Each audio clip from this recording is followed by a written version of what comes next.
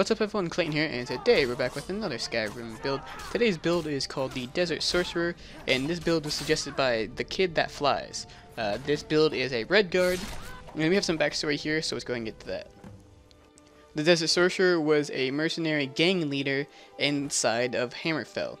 His mercenary gang were paid to kill people, and that's what they did as a living. Eventually, enough people were getting upset that they contacted the Dark Brotherhood to take out this mercenary gang. The Dark Brotherhood ended up massacring everyone in the gang except for the leader, who managed to escape. He managed to escape across the border to Skyrim, and that's where he got caught crossing the border, and that's where his whole story starts of Dragonborn. So this character really does hate the Dark Brotherhood, and part of his main mission in Skyrim is to actually destroy the Dark Brotherhood. So let's go ahead and get to the skills that you'll be using for this build. This build uses the skills of Conjuration, Destruction, Restoration, Alteration, and One-Handed.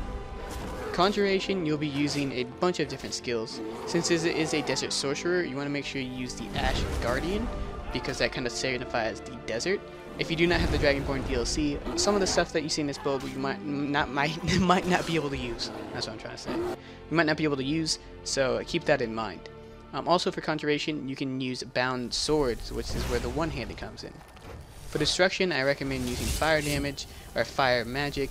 This way it kind of signifies the heat of the sun as you're doing damage to them.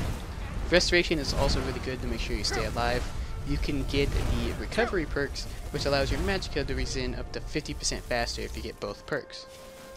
Alteration is pretty good as well. This allows you to get some shields up on you, some flesh spells, as well as use Ash Rune or Ash Shell, which allows you to use it against enemies, and it's kind of like a paralysis spell but using the ash, so it's kind of like the sand and the dirt of the desert. For one-handed, you can kind of leave the skill out if you don't want to, or if you want to. It's pretty much used for Bound Swords if you want to use Bound Swords, and you can also get the dual wielding perks if you want to use dual wield with the Bound Swords as well. Before we get into the gameplay, we're going to talk about some of the weapons and armors that you'll be using, as well as spells and shouts. So for the gear, you'll be using a Telvanni Rhodes and Nazir's Hood that's part of the Dark Brotherhood. So you have to destroy the Dark Brotherhood to be able to get your helmet for this build. This kind of signifies that you destroy the Dark Brotherhood by taking Nazir's Hood, and since he's a fellow redguard, you kind of take it as a trophy. For spells, you want to make sure to use Incinerate as your damage spell for destruction, or Fireball, whatever you really have the magicka for.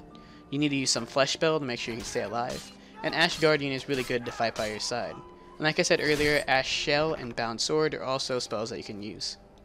Another thing for the gear is that you can also enchant any rings or amulets to help you in your way. Maybe some reduced magicka cost or destruction cost or increased magicka would be pretty useful for you.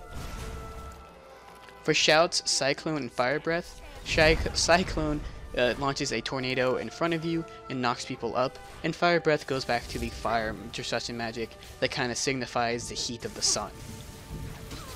And one last thing before we talk about the gameplay is the Standing Stone and the stats. This is a mage build, so I want to put most of your stats in the magicka, and then next is health. So I'd probably do like a 70-30 split between magic and health. And once you think you reach a magicka pool that's good enough, you can stop putting it into magicka and maybe put it in health or stamina if you're going with the Bound Sword move. Also, for the Standing Stone, I recommend the Mage Stone, since it will allow you to level up your mage skills faster than you could before. And we can talk about the gameplay. It's pretty straightforward. You're a mage, and you want to destroy the Dark Brotherhood and destroy all remnants of the Dark Brotherhood.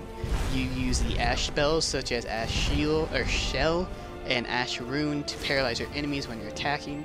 And if you feel like you're running low on magicka, conjure some Bound Swords that don't take a lot of magicka, pull those up, and you can slice down enemies quite fast. And if you do get the dual wielding perks, this way you can do damage if you run out of magicka.